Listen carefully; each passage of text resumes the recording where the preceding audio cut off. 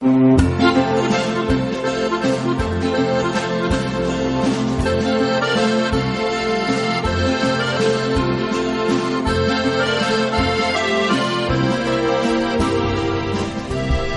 con la historia, cita con todas ustedes y como siempre cita con don Pedro Fernández Barbarillo. Pedro, ¿cómo estás? Muy buenas tardes. Muy buenas tardes. El cuerpo aguante y la autoridad lo permita. Bueno, hoy con un tema muy interesante y que está muy en boga. ¿Y qué es lo que estamos escuchando para dar inicio al tema de hoy, Pedro? Pues estamos escuchando el himno del Reino de Libia, que fue el himno del país desde su independencia en 1951 hasta el golpe de Estado del teniente Gaddafi y de sus camaradas panarabistas y socialistas en el año 69, donde luego instituyeron la República y, entre otras cosas, cambiaron la bandera. Tenemos dos personalidades que ya han estado en este programa, en esta casa, que no son ni más ni menos que el gran Vicente Talón, y luego tendremos a Carlos Luis Miguel. Don Vicente, muy buenas tardes. Buenas tardes. Un placer volverla a escuchar aquí en Radio Ya. Lo mismo digo. Además, un traductor del libro verde de Gaddafi, como te contó en ese programa. Bueno, más de que traductor, años. Acoplador. La traducción la hizo Mohamed Abdelmoguis El Afifi. Pero no llegaste a ser negro de Gaddafi, ¿no? No.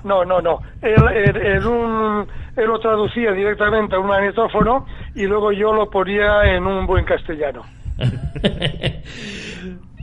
Bueno, vamos a presentar un poco el tema, Vicente. Pues hay que decir que Libia es un país muy antiguo. En la ciudad de Leptis Magna, que no sé yo si tú llegaste a conocer. Sí, en la época del rey Idris el Senussi la visité por vez primera. Hoy creo que es preciosa, impresionante. Sí, porque estuvo sepultada por las arenas del desierto durante siglos y al quitarlas, claro, pues emergió intacta, como Bosra en Siria, exactamente igual. Bueno, pues en esta ciudad, que está junto a la frontera con Túnez, nació el emperador Septimio Severo en el año 146 después de Cristo. Este fundó la dinastía de los Severos, que perduró hasta el año 235. Y Libia tiene hasta pasado español. Fernando el Católico conquistó Trípoli en 1510 para aplastar a los piratas berberiscos y más tarde, en 1530, se la cedió Carlos V, ya emperador, a los caballeros de San Juan, junto con la ciudad de Malta. Sin embargo, con la isla de Malta, no nos confundamos, que luego los oyentes que tenemos nos lo echan en cara. Y en 1530 la cedió y en 1551 fue ocupada por el almirante y pirata otomano Dragut, según le llamaban las crónicas españolas. Pero la Libia moderna como tal existe desde el año 1934, porque antes estaba dividida en tres territorios, en Tripolitana, Cirenaica y Fezán, que está más al sur y es ya desierto. Entonces, esta decisión la tomaron los italianos, el régimen fascista italiano, al unificar sus colonias, estas tres colonias, en una sola, a la que denomina Libia. Después de la Segunda Guerra Mundial es el primer país africano al que se le concede la independencia por parte de los poderes coloniales, en el año 51. Entonces era uno de los países más pobres del mundo y con poco más de 1 millón de habitantes. Los italianos, que fueron más de 120.000, a continuación pues fueron abandonando el país, ya los primeros prácticamente que sufren este éxodo que luego cae sobre los franceses de Argelia, Marruecos y Túnez, sobre los portugueses de Angola, de Mozambique, sobre los españoles en el norte de Marruecos y por supuesto en el Sáhara Occidental y en Guinea Ecuatorial. Los británicos impusieron una monarquía federal en la persona de Idris I, cuyo himno acabamos de escuchar, y a finales de los 50 se halla petróleo, mucho, excelente y cerca de Europa. También nos hablará de ello Vicente Talón, que es un petróleo magnífico, mucho mejor que el petróleo venezolano, que es muy espeso, muy denso. Y en el año 69, un golpe de Estado panarabista y socialista coloca al frente del país a un jovencísimo teniente, Muammar el Gaddafi, que tenía solo 27 años de edad. Él se asciende a coronel, que era el grado que tenía su admirado Gamal Abdel Nasser cuando toma el poder contra la monarquía de Farouk. Y Gaddafi gobierna hasta su asesinato en la sublevación que se produce en febrero de 2011 y su asesinato, que es unos meses más tarde, en octubre, creo recordar, de ese mismo año. Y hoy con don Vicente y con don Carlos, pues vamos a hablar de la persona de Gaddafi y de la Libia que dejó y de la Libia que se ha convertido en un agujero negro. Don Vicente, yo sé que usted tuvo ocasión, si no me equivoco, fue el primer corresponsal extranjero al que se le concede una entrevista, que no fuera árabe. Efectivamente, yo en aquella época era corresponsal del diario Pueblo en El Cairo, y con la primera expedición, porque al principio era hermético lo que había ocurrido en Libia, nadie sabía nada. Claro, lógicamente, porque eran unos pocos oficiales de muy bajo nivel, se encontraron con que su golpe de Estado había triunfado, que fue una locura, pero tuvo éxito, y entonces no sabían qué hacer, y se callaron, dijeron que era un consejo de la revolución con varios generales, etcétera, etcétera, mientras el presidente Nasser les enviaba gente suya pues para controlar el país. Y con el primer grupo de periodistas que por fin pudo poner pie en Trípoli, pues iba yo, único periodista europeo, los demás eran todos árabes. Y le hice la primera entrevista donde él está con un uniforme militar con las estrellas de teniente coronel, porque le ofrecieron la de general y la de coronel, pero la rechazó y cogió la de teniente coronel. Y yo estoy fotografiado a su lado, él tenía 4 años menos que yo, nos parecemos mucho en ese momento, y bueno, y a partir de ahí pues fuimos amigos hasta que rompí yo relaciones con él en octubre del 73 por su papel en la guerra de octubre. ¿Cómo era Gaddafi, Vicente? Bueno, pues el Gaddafi que yo conocí era un muchacho, era una persona muy sencilla, que dormía en el cuartel de Basasía en una habitación con una cama de campaña, austero, sencillo, abordable. Me llevaba muchas noches, después de charlar con él y tal, me llevaba al hotel en un Fiat 1100 que estaba pagando a plazos y que quería acabar de pagarlos. En fin, el utopismo, todo esto de las revoluciones cuando empiezan. Y luego, pues desgraciadamente, pues en fin, dicen eso, que el poder corrompe, el poder absoluto corrompe absolutamente, y empezó a deificarse, a la egolatría y tal, pero sobre todo tuvo un papel nefasto en octubre del 73, cuando Siria y Egipto atacan a Israel por sorpresa en la llamada guerra del Ramadán, y él se enfada porque no se lo habían comunicado. No se lo comunicaron porque era un parrapla y a lo mejor lo suelta por la radio. Y entonces se enfadó y no participó. Y bueno, esa es otra historia. Pues hay un testimonio de quien fue embajador en Libia desde el año 78 al 81, el diplomático Javier Villacieros, en su libro que se titula Tres destinos, pues si alguien lo quiere buscar, que confirma la sobriedad de la que vivía Gaddafi, según nos cuenta Vicente. Cito: era solo un beduino con fina intuición para la preservación de su poder político. De aquí que no aceptase en su entorno más que subordinados, principalmente militares, sin más conocimientos que los de una escuela rudimentaria y de una academia militar sin tradición alguna. Pero claro, el mismo Villacieros añade que con los años se fue corrompiendo y se fue creando una mafia en torno a él, constituida principalmente por sus hijos, algunos de los cuales se pensaron que iban a sucederle en el poder, como le ha pasado a Bashar el Assad después de que muriese su padre. ¿No, Vicente? Bueno, y como intentó Mubarak también tenía a su querubín preparado para sucederle. Bueno, estas monarquías republicanas que se han dado mucho, y no solo en el mundo árabe. Te quería preguntar, Vicente, se dice por ahí que a Gaddafi le nombran jefe, presidente, o tal, luego ese invento de Gaddafi, que es la yamahadilla, el estado de las masas, es posterior. Entonces, a él le nombran presidente porque pertenece a una tribu beduina de poca importancia, y entonces que se piensa que no va a adquirir un gran poder desde el cargo. ¿Es así? Bueno, sobre eso no hay nada claro. Se dicen varias cosas. Él es hijo de un beduino del Cesán que comerciaba con camellos y tal, y efectivamente, él ni sabía siquiera qué año nació, el 43.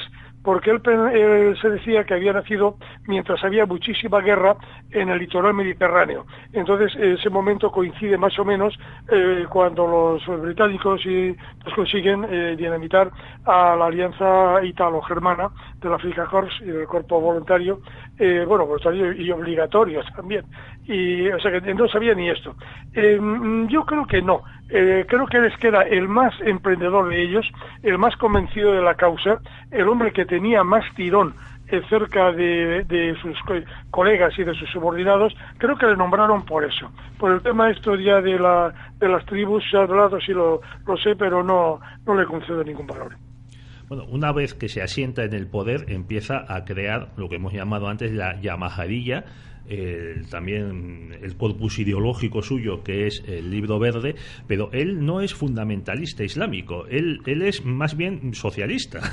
Bueno, el socialismo árabe, naseriano, pues de socialismo hay muchos socialismos, como hay muchos de otras ideologías, socialismos, comunismos y tal. Y el socialismo era en realidad nacionalismo árabe, populista, en el mejor sentido de la palabra, pero no tenía nada que ver con el socialismo europeo y por lo tanto debería haberse empleado otra palabra, no representa nada.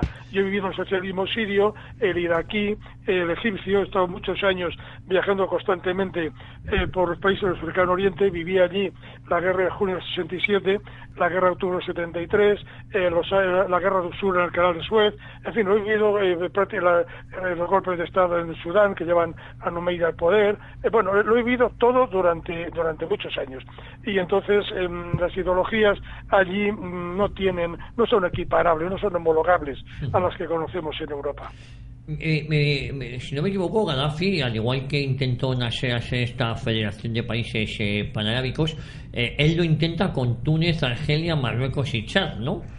Eso era una locura, era una especie de locura. Libia era riquísima, tiene un petróleo que está a flor de arena, que además es de una pureza enorme, que tiene el mar al lado mismo. Precisamente yo la primera vez que voy a Libia, voy con el petrolero Balmaseda de la naviera vizcaína. Yo estaba entonces en el Correo Español del Pueblo Vasco y salimos de Escombreras hasta Marsisidra, en Libia. Y bueno, en ese momento fue la primera vez que yo vi campos de petróleo. Luego he visto muchos más, pero se notaba la riqueza y la facilidad de extracción del petróleo libio. Entonces tenía muchísimo dinero y él quería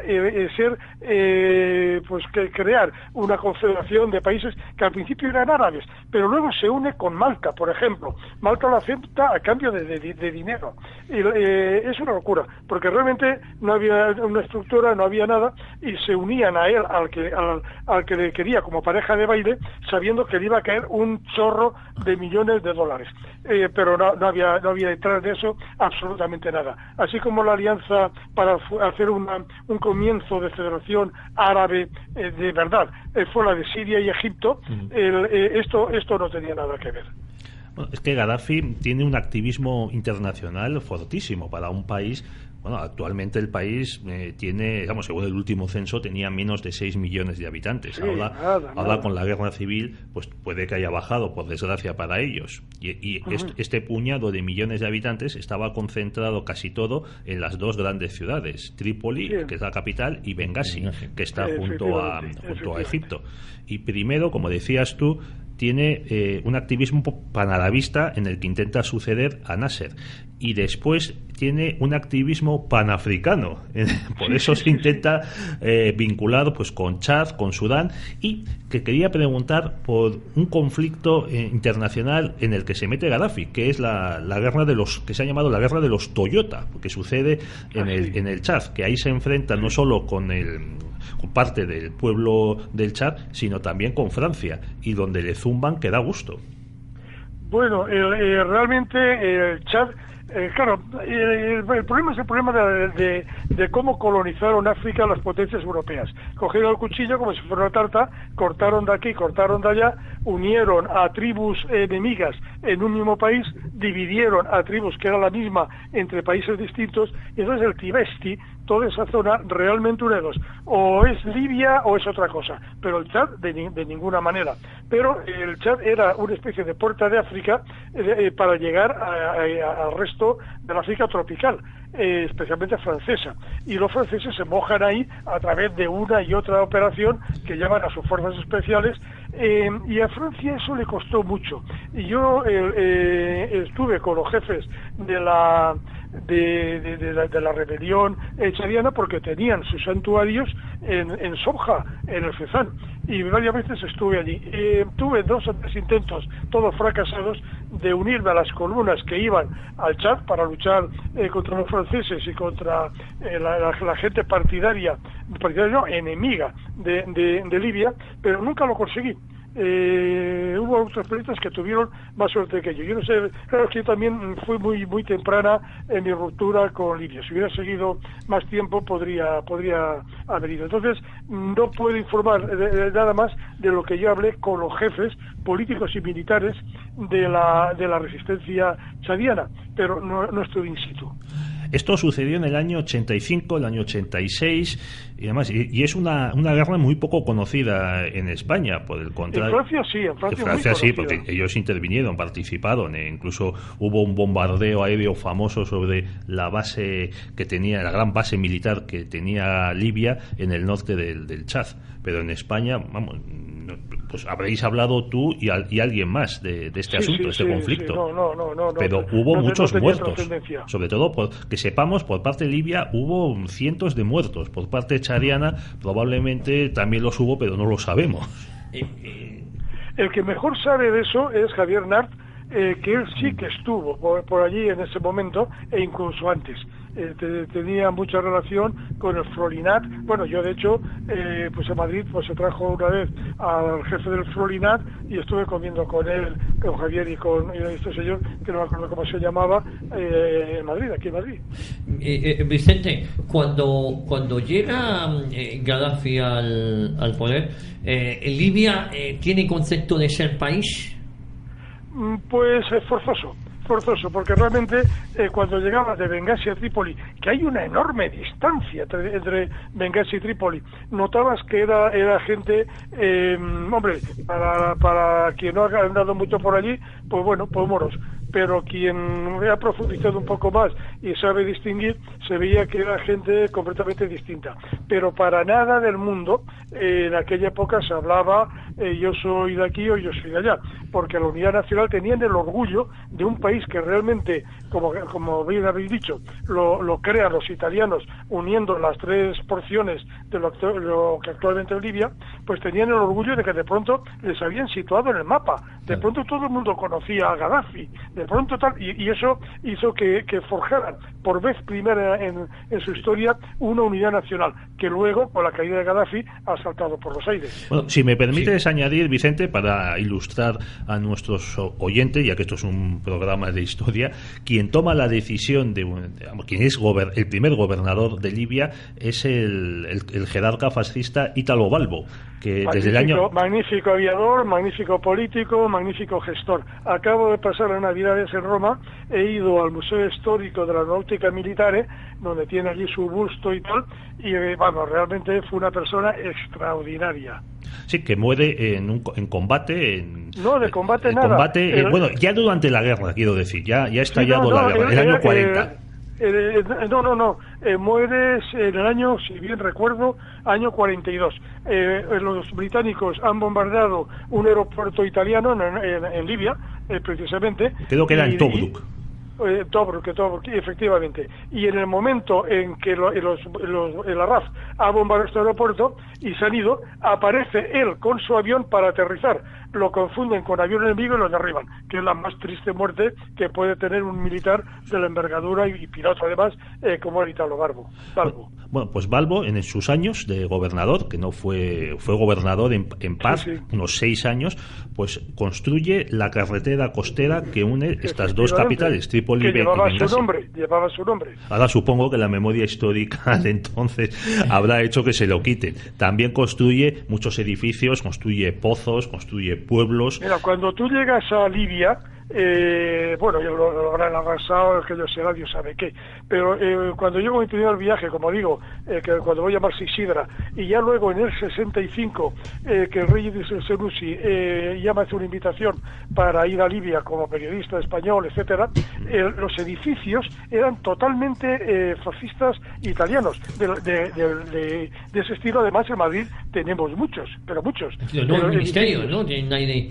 No. La Casa de la Moneda. No, por ejemplo, pues ahí en Conde Peñalver, hoy día es un supermercado, una gran superficie, pero que fue cine. Es un edificio típicamente fascista italiano. Lo que era Cine Peñalver, sí. Eso es. Sí. Y a partir de la Plaza de la República Argentina, pues todos los chalecitos que hay por ahí, en una y otra dirección, son vamos, fascistas italianos puros. Porque estuvimos muy influidos por esa arquitectura que, todo hay que decirlo, es muy bonita. Efectivamente. Y claro, te la encuentras en Addis Abeba, en Asmara, por muchos sitios. Donde está el Maite Comodoe y la Colonia del Viso en Madrid. Efectivamente, eso, no me salía el nombre. Colonia del Viso. Puramente fascista. Con lo cual la debían de derribar. Con esta memoria histórica yo creo que la deberían derribar, no sé a qué esperan. Pero Vicente, has estado en Italia y la memoria de Italo Balbo tampoco ha sido borrada, ¿no? Tiene su busto en el museo. Sí. No. Él tiene su busto, los aviones allí están con su emblema fascista en la proa. No. El país está lleno de lápidas, de fuentes, de tal. Hay una web que yo la sigo, que se titula Archivio de la República Social Italiana, aunque meten otras muchísimas cosas. Y nada, te encuentras con... Yo todos los años voy a Italia, a Cerdeña, Sicilia, no hay ningún año que no vaya, y te encuentras recuerdos de la época fascista por todos los sitios. Bari, por ejemplo, tiene un barrio que es impresionante y están allí los fasciolitorios, como si tal cosa. Bueno, se nota que ahí no han tenido un zapatero. No han tenido un tontiloco, sí. Bueno, efectivamente. Claro, es que eso es lo dramático de este país, que un tío supuestamente de izquierda, aquí no hay izquierda ni derechas, aquí hay una partitocracia y hoy tú y mañana yo, ¿no? Pero allí no ha habido nada bueno, por ejemplo, en el foro italiano, por la palabra duce la quitaron, pero sin embargo en el monolito figura dux. Una cosa de estas contradictorias y de tono muy menor. Vicente, el pacto con Marruecos fue crucial para el desarrollo de Libia en 1983-84. Yo por esa época no andaba mucho por Marruecos, pero yo digo, Libia no. Libia, cuando se cumple el 20 aniversario del golpe de estado de Gaddafi, que es digno de contarse porque es de no poder creer lo que hicieron y el éxito que tuvieron, que cuando tenga que haber sido una catástrofe absoluta. Pero bueno, me lo contó Gaddafi personalmente. Yo lo publiqué en Pueblo y la prensa mundial lo reprodujo de allí, porque todavía no sabían qué es lo que había ocurrido. Y yo ahí lo conté. Entonces, a Marruecos sí que iba, pero hasta el 20 aniversario de la revolución no vuelvo a Libia otra vez. Entonces sí voy y me encuentro un Gaddafi completamente cambiado, con un cuello de toro, como inflado, como si estuviera drogándose, yo qué sé. Y entonces eso ya no tenía nada que ver con la Libia revolucionaria, juvenil, gloriosa, ardorosa que yo conocí. Y esto me gustó. Por cierto, luego Gaddafi cae en esas excentricidades, ¿no? Llamaba una guardia femenina. Sí. Luego se ponía aquellos ropajes africanos, no árabes, sino africanos con su gorrito y tal, y ya digo, ya no era lo mismo. Entonces yo informaba sobre Libia, pero informaba equidistante, ¿no? Es que yo desde el golpe de estado de Gaddafi hasta el tema de octubre del 73, y yo casi soy, en vez de que está mal, que eso no hay que hacerlo, pero bueno, uno es como es. Yo era un militante de la causa y luego ya no. Bueno, al menos vistes lo que pasaba y ya dejaste de ser militante, al menos. No, en primera persona. Mira, yo tengo una fotografía que nunca publicaré porque esas cosas, yo tengo mi propia ética, que algunos me la tiran en cara y me dicen tú eres un imbécil, pues muy posiblemente. Vamos en un gas precisamente por el Cesán. Lo conduce un oficial. A su derecha va el segundo de la revolución y a mi derecha, sentado detrás, va Gaddafi, que se ha dormido sobre mi hombro. Yo le di la cámara a este hombre tomó la foto es deficiente porque no la tomó muy bien, pero es un poco oscura, pero se aprecia perfectamente que soy yo y que es Gaddafi, además lleva su hombrera con sus estrellas y además se le ve la cara. O sea que yo llegué a tener este grado íntimo de relación, muy de relación. No era John Reed ni cosas así, respecto a la revolución bolchevique, pero estuve muy cerca de todos ellos. Bueno, me pasó igual en Portugal, cuando el 25 de abril. Del 74, ¿no? Efectivamente. Sí. Bueno, mira, en la época esta de Gaddafi, de su gran activismo o su injerencia internacional y su apoyo a diversos movimientos de liberación, se habló mucho de que podía estar apoyando o entrenando a ETA. Sin embargo, este embajador que he citado, Javier Villaciedos, dice que él marchó a Libia con la misión por parte del gobierno español de entonces, de UCD, de descubrir si era verdad que en Libia había miembros de ETA siendo entrenados, y también de que Libia no apoyase el proyecto del MPAYAC de autodeterminación para Canarias. Y él cuenta en su libro que no halló ninguna prueba de que Libia apoyase a ETA, por un lado. Para nada. El quien apoyó fue Argelia, que apoyó a ETA Quinta Asamblea y al MPAYAC. Precisamente cuando Cubillo tuvo su atentado, yo estaba en Argelia en aquel momento. Y bueno, y sí, efectivamente, yo escuchaba en las emisiones del MPAYAC desde Radio Argel que eran de risa. Comunicado número tal del Ejército de Liberación del MPAYAC y tal. Bueno, era de una imaginación, era para partirse de risa. Pero bueno, las alcantarillas del Estado enviaron un par de individuos para matar a Cubillo y solamente lo hirieron. O sea que eran unos chapuzas tipo GAL. Y también quería la letra, claro. También quería comentar lo que dice Villaciedos, que consigue cambiar la posición del gobierno libio sobre Canarias. Y él dice que, así lo dice literalmente en su libro, los libios llegaron a adoptar una actitud correcta sobre el asunto de Canarias. O sea, se consiguió en una ofensiva del gobierno español de entonces. O sea, cuando hay voluntad y se quieren hacer las cosas, se hacen. Entonces, pues claro, el gobierno español consiguió, enviando misiones, enviando al ministro Oreja, y supongo que también detrás iría gente con, no sé si con maletines o que algunos llevarían. No, ellos no necesitaban, ¿eh? No digo en Libia, digo en toda África. Se consiguió que se retirase el tema de Canarias de la OUA, que había ahí una comisión, un comité de descolonización. La conferencia de Addis Abeba, acuérdate que la conferencia de Addis Abeba decidieron que Canarias era territorio africano. Y eso es. Bueno, vamos a ir enseguida al intermedio, pero te quería preguntar un poco sobre el estado del bienestar que desarrolla Gaddafi para los libios. Es cierto que forma una dictadura violenta en la que se reprime mucho a la oposición, incluso a la oposición que ha huido al extranjero, se les envían sicarios a matarlos, pero aunque Gaddafi llega a comprar, según cuenta Villaciedos, tiene un testimonio muy entretenido, muy interesante, él compra cientos de tanques, armamento por toneladas a los soviéticos. Villaciedos cuenta que en un desfile llegó a contar, o le dijeron que habían pasado, no me acuerdo exactamente, en torno a 1.000 tanques soviéticos. O sea, tenían más tanques que conductores. Y además, pese a todo este gasto en armamento, en Libia se desarrolla una economía, la gente no necesitaba trabajar para vivir. Ese fue el drama, porque te encontrabas a montones de jóvenes que yo decía, mira, ahí están, apoyados en las paredes para que los edificios no se derrumben. Gente que no tenía nada que hacer. Y eso es tremendo entre la gente ya mayor o de mediana edad, pero entre los jóvenes era dramático. Veis a los jóvenes que estaban allí, pues eso, tomando el sol, les daba lo mismo, cobraban exactamente igual, si trabajaban que si no, y no querían trabajar. Los pagaba el Estado. A través del petróleo. Es que en Libia, hasta hace bien poco, hasta que se derrumba el Estado, muchísimos puestos de trabajo, desde maestros a médicos, los han cubierto egipcios, palestinos, pakistaníes, gente de Bangladesh. Bueno, pero es lo mismo que pasa en las petromonarquías del Golfo. Bueno, allí por ejemplo también. Son filipinos. Sí, siempre que sean del sur, musulmanes, de Cotabato y toda esa parte. Pues una de las cosas que te impresionaba en Arabia cuando recorres las borraqueras del Golfo es la cantidad de material que tienen, o sea, que compran y luego no utilizan. Los pilotos son pakistaníes, porque ellos no lo utilizan, pero es con lo que se pagan el ricatto, como se dice en la mafia, ¿no? De la protección.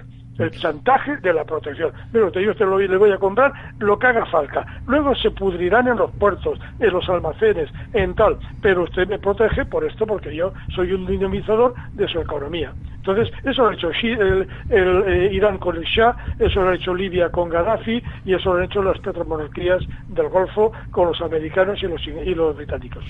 Vicente, nos vamos a publicidad, pero te rogamos que no te marches. Volvemos de inmediato y volvemos hablando también con Carlos Luis Miguel. Bueno, aquí estoy. Espéranos. Editorial Actas es una referencia indispensable para todos aquellos lectores que sienten inquietud por conocer nuestro pasado. Aquellos que, como el que fuera controvertido canciller de Inglaterra, piensan que la historia hace a los hombres sabios. Editorial Actas, un lugar de resistencia, un lugar de defensa de la historia rigurosa y veraz de la España tradicional y de sus valores. Editorial Actas, siempre en grandes superficies o en tu librería habitual. Consulta nuestras novedades en actashistoria.com. Porque hay niños en casa, una mascota o simplemente por el uso. Fictex, limpieza a domicilio para empresas y particulares. Fictex, limpieza de moquetas, telas, cortinas, tapicerías. Fictex, tratamiento antimanchas, antiácaros, antibacterias y antiincendios. También mantenimiento. Fictex, le visitamos sin compromiso. Infórmese 91 870 4696. Restaurante Asador Gaztelu, lo mejor de la comida vasca en Madrid. Abierto todos los días para tus comidas y cenas. Especialistas en carnes a la brasa, pescados frescos y gran variedad de pinchos. Cuenta con una amplia carpa para fumadores y aparcacoches de lunes a viernes. Restaurante Asador Gaztelu, en Julián Camarillo 50, muy cerca del Estadio Wanda Metropolitano. Teléfono de reserva 91 440 0347 o en la página web www.gaztelumadrid.com. La Reconquista de España, del Tebit a Rumi. Colección facsímil completa de 34 números en edición limitada, numerada y firmada por doña Carmen Franco Polo, prologada por José Utrera Molina y presentada en una exclusiva caja. Puede ser suya por 500 euros. Contáctenos en secretaría@fnff.es o en el teléfono 91 541 2122. Repetimos, secretaría@fnff.es o en el teléfono 91 541 2122. Bueno, vamos, yo les comunicaba que hoy, para hablar sobre Libia, además de nuestro amigo Vicente Talón, que está hoy con nosotros, también vamos a hablar con Carlos Luis Miguel. Carlos Luis Miguel, que en su blog Desde el Atlántico es periodista en Periodista Digital, ha escrito las informaciones que se han publicado en Francia sobre la financiación por Gaddafi de la campaña presidencial de por ejemplo, Sarkozy. A mí me gustaría preguntarle a Carlos Luis Miguel si nos puede contar a los oyentes, nos puede contar a todos los oyentes de Cita con la Historia algo de este asunto de la financiación de Gaddafi a la campaña de Sarkozy. Muy buenas. Bueno, muchas gracias por esta invitación. En relación con la primera pregunta, que es la financiación de la campaña electoral, la campaña electoral de Sarkozy por Gaddafi ya se publicó al poco tiempo de empezar la guerra de Libia por un medio que se llama Mediapart, que efectivamente había habido una sospecha, había habido denuncias. De hecho, el propio hijo de Gaddafi había dicho que se había dado dinero, pero ha sido recientemente en un libro publicado en octubre del año pasado, cuando dos periodistas Karl Lasker y Fabrice Arfi han publicado un título que se llama Avec les compliments du guide, o con los saludos del guía, donde ofrecen las pruebas del dinero que efectivamente Gaddafi dio en efectivo a Sarkozy para financiar su campaña electoral, lo cual también explica el por qué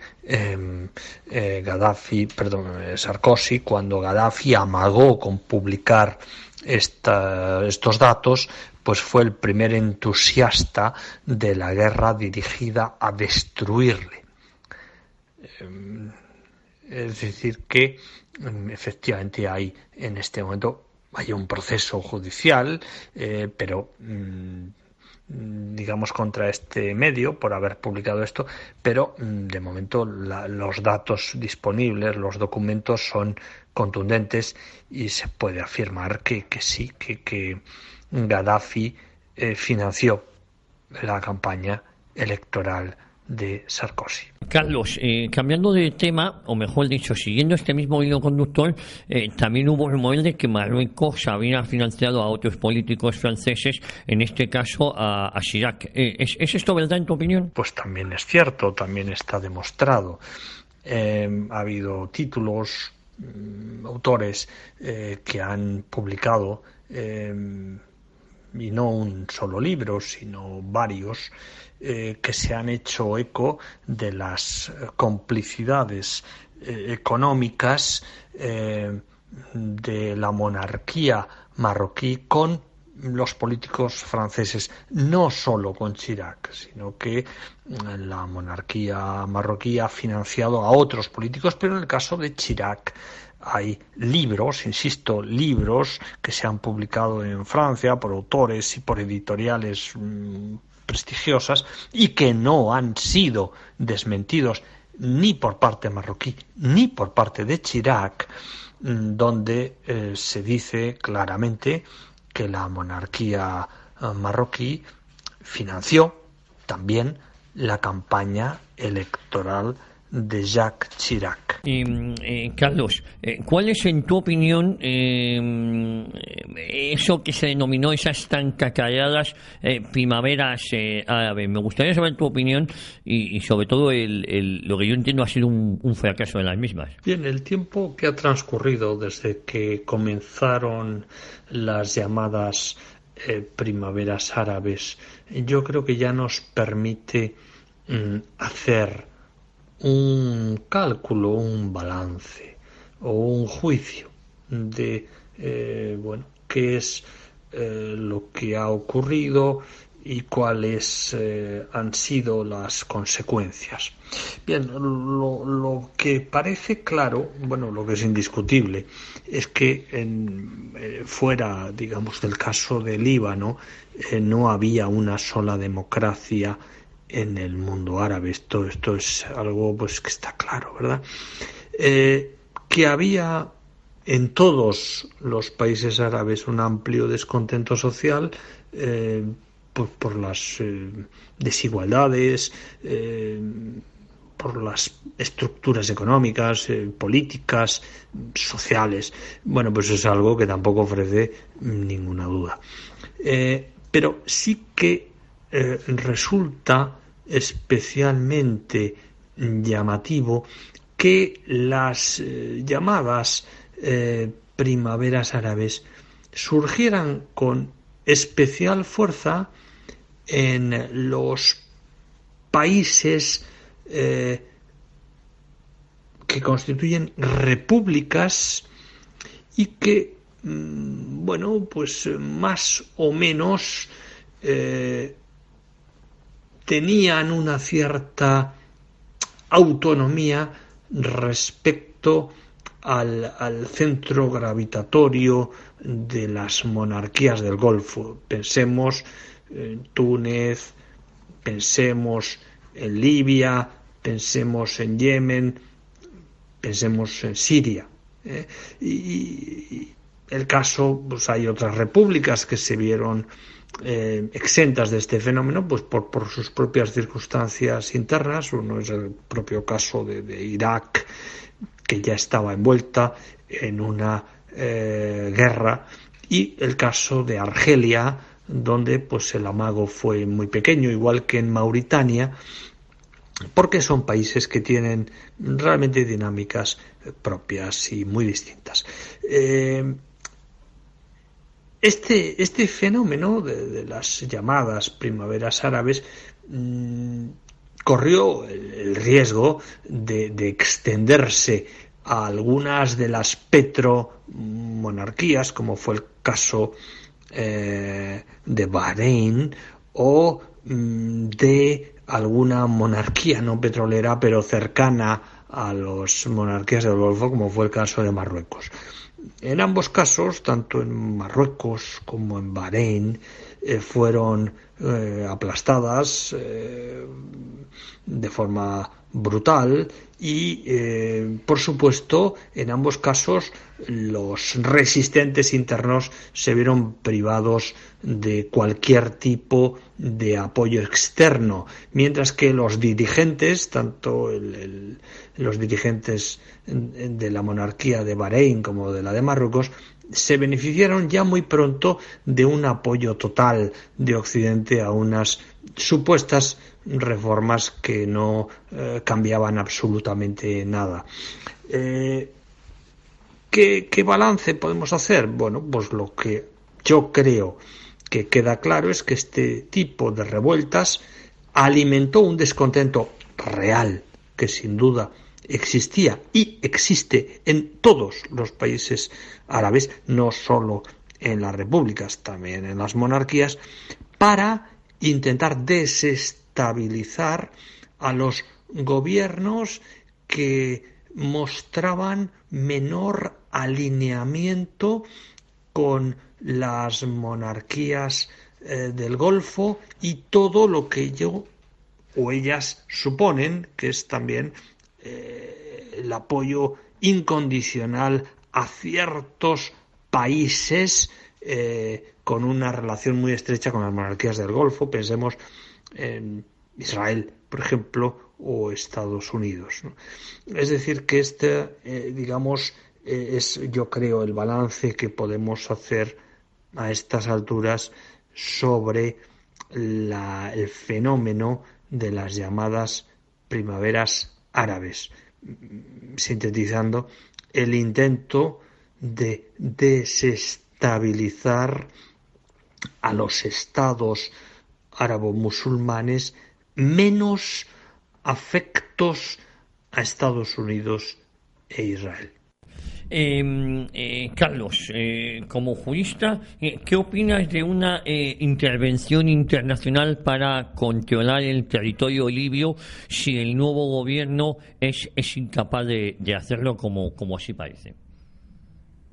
El caso de Libia, que es la otra pregunta, la posibilidad de una intervención internacional en Libia, es algo bueno, que ya, digamos, parece, desde un punto de vista técnico, parece muy difícil que pueda, digamos, quedar avalada jurídicamente. Ya de hecho, la intervención internacional que condujo al derribo y posterior asesinato de Gaddafi se hizo violando una resolución del Consejo de Seguridad que permitía una intervención limitada a efectos humanitarios en Libia y que fue absolutamente pues sobrepasada con el silencio y la complicidad de los estados occidentales, que luego pues han pagado las consecuencias cuando intentaron repetir la operación en Siria. Y claro, Rusia, visto el antecedente de lo ocurrido en Libia, pues vetó todo tipo de resolución que pudiera ser utilizado para hacer lo mismo en Siria, como ya se había hecho en Libia. Es Pero dejando al margen que desde un punto de vista jurídico no veo ninguna posibilidad de que se autorice una intervención como esta, lo veo realmente muy difícil. ¿Sería posible desde un punto de vista político? Bien, desde que se derribó a Gaddafi, Libia notoriamente es un país que vive en una situación bastante caótica, donde hay por lo menos 2 gobiernos. Digo por lo menos porque hay otros espacios, otras entidades donde tienen, digamos, poderes dominantes que no se alinean con ninguno de los 2 gobiernos más o menos reconocidos actualmente.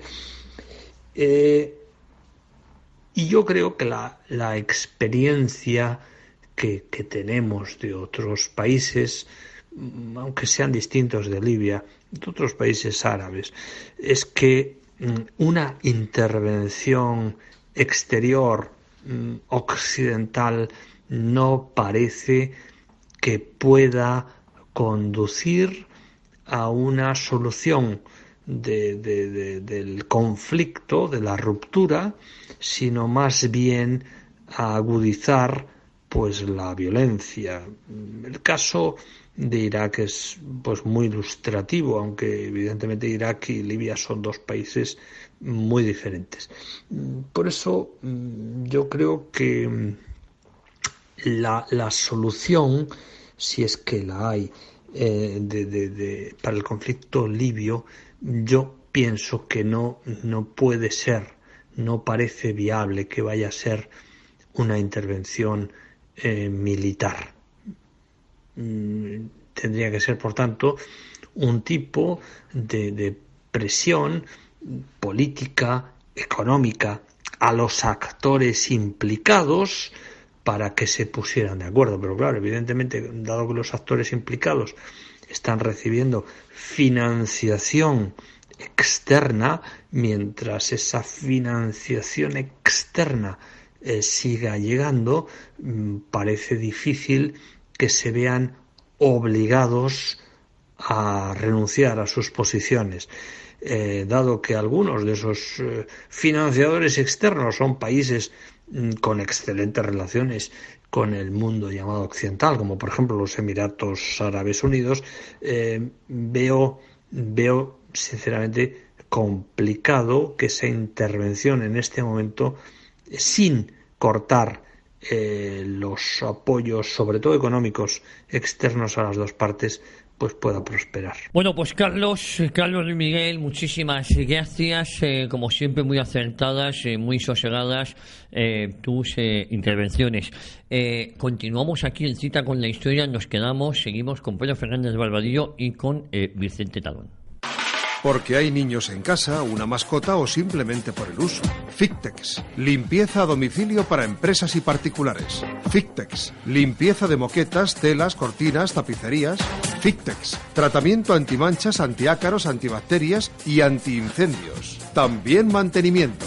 Fictex, le visitamos sin compromiso. Infórmese 91 870 4696. Editorial Actas es una referencia indispensable para todos aquellos lectores que sienten inquietud por conocer nuestro pasado. Aquellos que, como el que fuera controvertido canciller de Inglaterra, piensan que la historia hace a los hombres sabios. Editorial Actas, un lugar de resistencia, un lugar de defensa de la historia rigurosa y veraz de la España tradicional y de sus valores. Editorial Actas, siempre en grandes superficies o en tu librería habitual. Consulta nuestras novedades en actashistoria.com.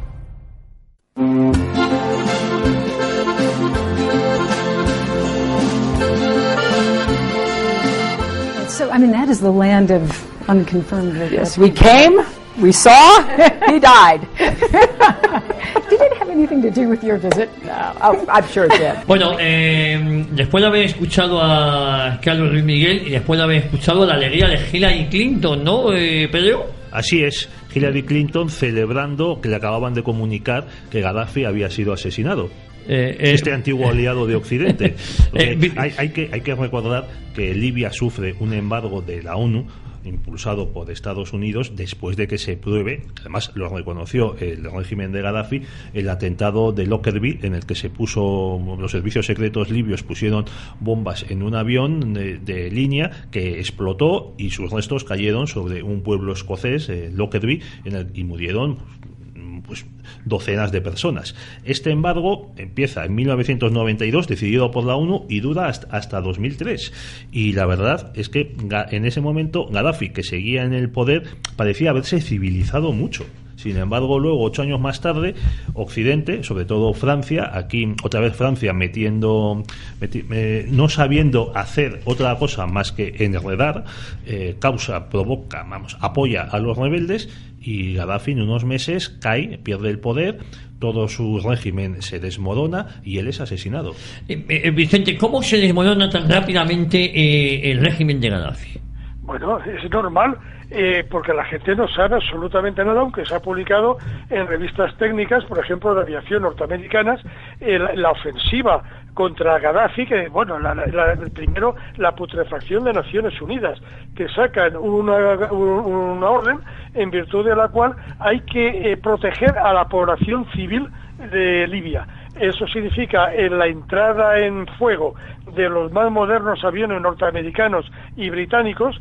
Incluso España participa de manera completamente ridícula, pero también participa en eso, y ante eso es que no hay nada que hacer, porque les destruyen absolutamente todo, no tienen posibilidades de defensa de ninguna clase. Hay fotografías, ABC publicó una portada que parecía tomada en Afganistán con los talibanes, y resulta que era en Libia. Toda esa rumbre, que luego son los malísimos, en aquel momento les interesaba y lo llevan allí. ¿Cuál es el tema? Hay una teoría en la que yo creo, lo que pasa es que, claro, hay varias, pero esa yo es la que le doy más crédito. Los británicos y los franceses se enfadan muchísimo de la guerra del Golfo, pues gracias a la cual el petróleo iraquí, no olvidemos lo que significa el petróleo, el petróleo había sido nacionalizado por el presidente Hassan el-Bakr en 1970-71. Ahora no recuerdo, aunque yo estuve allí y tomé fotografías del presidente iraquí, pues cuando anunciara la nacionalización. Entonces, ese es recuperado por occidentales. Corramos un velo sobre qué occidentales son y de qué manera lo hace, quién están ahora aprovechándose de ese petróleo. Pero esa tarta se la comen enterita los norteamericanos. Entonces los franceses y los británicos se quedan muy a disgusto. Y entonces hay un cambio de cromo. Dice, bueno, pues ahora hagamos una cosa. Vamos a dinamitar Libia y ese petróleo va para nosotros. Y ese petróleo hoy día está en manos de franceses y de británicos. Esa es la almendra de por qué se hizo aquello. Y luego ya no sé si hay otro plan, en fin, superior, de un gran hermano por ahí, que hacía falta un canal por el que millones de africanos fueran hacia Europa. Y bueno, en el canal de Sicilia, que está al lado de Libia, pues hemos llegado a ver en un fin de semana 15.000 personas que llegaron a pasar. Hay una fragata española ahí ayudando a ese puente hacia Europa, que no sabemos, se llega a Roma, y en Roma pues hay una cantidad de africanos que he ido muchísimo a Italia y he vivido en Roma durante varios periodos de mi vida, no los había visto jamás. Entonces, ¿qué ha pasado ahí? ¿A dónde vamos? ¿Por qué se hizo aquello? Pues son muchas preguntas, bastantes de las cuales yo creo que tienen respuesta, aunque no será tan fácil demostrarlo, pero por las evidencias, pues todo apunta a que lo que se piensa es así. Sí, efectivamente, porque si estamos hablando de un pueblo donde la gente no era necesario que trabajara, porque se la mantenía de la noche a la mañana, se quedan sin los pozos de petróleo. Libia es un estado fallido, y es el coladero de toda la inmigración africana hacia Europa. Efectivamente algo no casa, ¿no? Efectivamente. O casa muchísimo. O casa perfectamente. El papel de Zapatero, Chacón, Julio Rodríguez, cuando era jefe de Estado Mayor, en todo esto. Yo ya estaba fuera completamente de estos temas en ese momento. Bueno, fueron los que mandaron, como decía Vicente, una intervención ridícula. No sé si mandaron 1 o 2 aviones o un barco sanitario. Nada, una cosa patética. Sí. En fin, había que hacer de comparsa, y de comparsa hicimos. Estos son los del ansia infinita de Oye, paz. exactamente, pues ahora mismo, ¿no? Que grandes alaracas. El que manda ahora el dispositivo internacional en Mali es un español. Eso no significa nada. Simplemente que han puesto un español ahí porque le toca por turno. Pero vamos a ver, llevamos ya una serie de años que varios ejércitos europeos, entre ellos España, tienen fuerzas destacadas en Mali, ojo, para instruir a los militares de Mali. ¿Cuántos siglos necesitan para instruirlos? No, están ocupando su papel, el papel que tendrían que desarrollar los militares de Mali, que son incapaces. ¿Cuál es el problema? Pues que el coltan y todo lo demás materiales estratégicos y valiosísimos que tiene Mali siguen en la misma ruta, que es Bamako-París. En Madrid no se queda ni un gramo de coltan, por ejemplo. Y estamos haciendo pues lo de siempre, comparsa, como lo hemos hecho en Afganistán, el servicio de los americanos, lo seguimos haciendo con el saldo de muertos que todos conocemos, etcétera, etcétera. Es nuestro triste papel, no somos nada. Vicente, Javier, a mí me gustaría citar lo que le declaró a un periodista, un corresponsal norteamericano, uno de los grandes legitimadores del ataque a Libia y de la destrucción de ese país, que ciertamente no era un régimen, el de Gaddafi, homologable a las democracias occidentales. No nos habría gustado, creo yo, vivir ahí, a no ser que como Vicente, cuando Vicente era amigo del gran líder y demás, pero vamos, se pasa de un orden, digamos, injusto a un desorden todavía más injusto. Bueno, pues el filósofo francés Bernard Henry Lévy le declaró a John Lee Anderson, en un libro que se titula Crónicas de un país que ya no existe, lo siguiente. Le preguntó por la intervención, por qué había apoyado la intervención, y dijo Bernard Henry Lévy: por supuesto eran los derechos humanos, una masacre que debía ser evitada, bla, bla, bla, literal. Pero también quería que vieran los árabes, los musulmanes, que un judío defendía a los libertadores contra una dictadura, mostrarles fraternidad. Quería que los musulmanes vieran que un francés, un occidental y un judío podía estar a su lado. Yo creo que esto es un ejemplo de irresponsabilidad absoluta, de soberbia moral. Ese individuo me da tanto asco que yo no pienso perder ni un segundo en hablar de él, pues es absolutamente repugnante. Pero estamos en lo de siempre, nuestro hijo de puta. Cuando el primero de los Somoza se hace con Nicaragua, ahí la famosa conversación, 1000 veces repetida, que con el presidente de los Estados Unidos del momento, que uno de los que estaban presentes decía que había que apoyar a Somoza. Y dice, pero es que es un hijo de puta. Y contesta el presidente, sí, pero es nuestro hijo de puta. La semana pasada se han celebrado elecciones en Egipto. Y el señor Al-Sisi se ha presentado con un opositor que es un íntimo amigo suyo para hacer el paripé de que hay 2 personas. Es una payasada tremenda. ¿Alguien ha dicho algo en Europa? ¿Alguien se ha rasgado las vestiduras? ¿Alguien ha dicho que eso no es democracia sino tiranía? Que han muerto miles de personas, no solamente en la plaza de Tahrir, sino en las cárceles, etcétera, para que resulta que los que ganaron las elecciones estén en la cárcel, como ya pasó en Argelia. Cuando ganó el Frente Islámico de salvación, etcétera. Pues no, tiene que la democracia si ganan los nuestros, y si llega el caso, si gana nuestro hijo de puta. Esa es la tristeza del mundo en el que vivimos. Vicente, y en Siria estaríamos entre algo parecido, lo que pasa es que las cuentas no les ha salido bien por el apoyo de Putin, ¿no? Sí, claro, esto hubiera sido un paraíso sin serpiente, pero todos los paraísos tienen serpientes, todos, y este también. Pues vamos a ir acabando. Únicamente yo tengo una duda. El libro verde, el libro verde de Gaddafi no es para tomárselo en serio, ¿no? Bueno, pues como muchos libros, no quiero citar incluso alguno español o alguno chino, no nos enfademos, mejor dicho, no hagamos enfadar a gente, pero no, este tipo de libros no son. Bueno, yo puedo contar ahora, ya todo da igual. Mohamed Abdelmoguis, el Afife, vive en Madrid hace ya muchos años, fue jefe de relaciones públicas de la Gran Mezquita de Madrid, etcétera, etcétera. Él traducía del árabe al castellano castellano, hablar muy bien el español, pero claro, no es de aquí.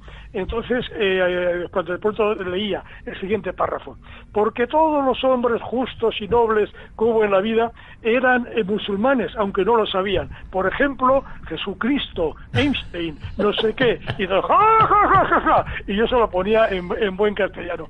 Si los servicios de seguridad libios cazan aquella cinta magnetofónica llena de risas y de comentarios corrosivos, yo creo que los tiran al mar con los pies metidos en un bloque de cemento. Era ridículo a más no poder.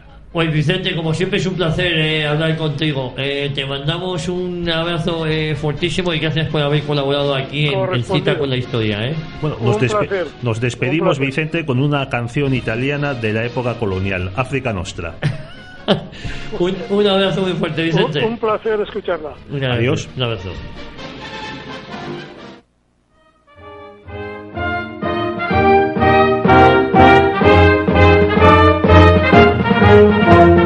Quando iniziamo l'avanzata sentivamo la vittoria, ci ritrovammo alla donata col cammino della storia.